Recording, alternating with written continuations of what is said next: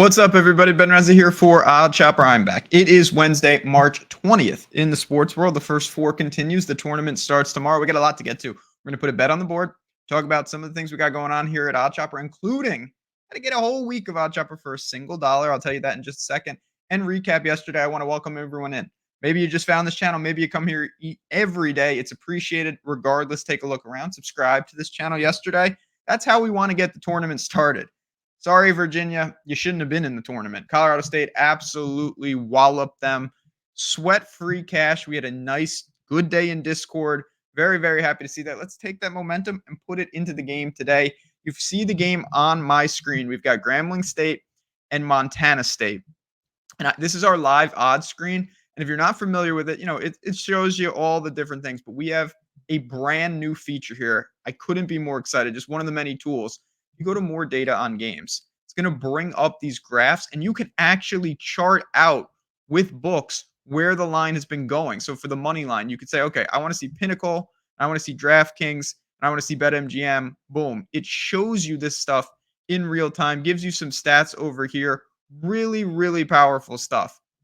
Awesome. I couldn't be more excited about this. I really have just seen this for the first time yesterday. It's one of the many enhancements we've got at OddsShopper. We know about the market-based approach, all these type of tools, parlay builder. Again, if you see this and you say this looks interesting, come get it for a week for a single dollar. The code is madness. Obviously, you have to do it before tomorrow when the games tip.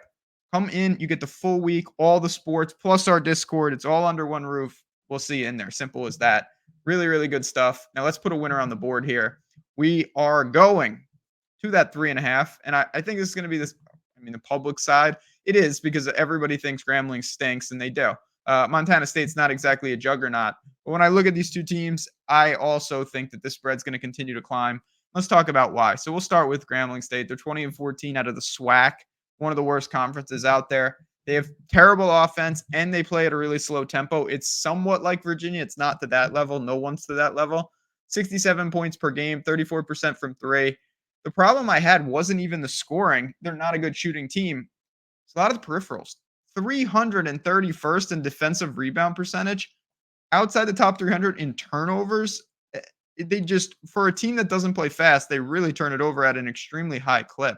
And I worry about that. This is a 134.5 point total, which is fine. Game can be played in the 60s, maybe low 70s for Montana State. But I was not impressed with Grambling. Montana State's, again, weren't supposed to be here, 17-17. Pretty balanced offense. They'll definitely want to play faster, top 100 in tempo. And when I look at their offense, it's not a shooting issue.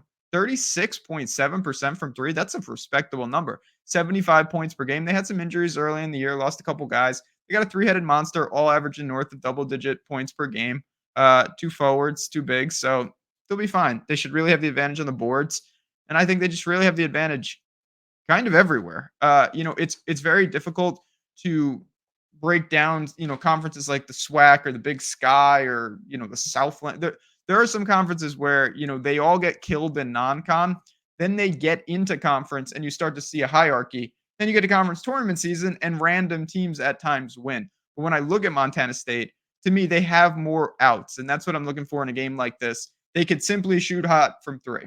They could kill them on the boards. They could really have a decisive advantage in the turnovers, which means more field goal attempts so they can shoot a lower percentage. All of those things I think are reasonable scenarios. If you get two or three of them, it's going to put a ton of pressure on Grambling, and I don't really see it. And then the most important part, 3.5 at -115. Again, I was on the odds screen. I showed you that part of OddsShopper.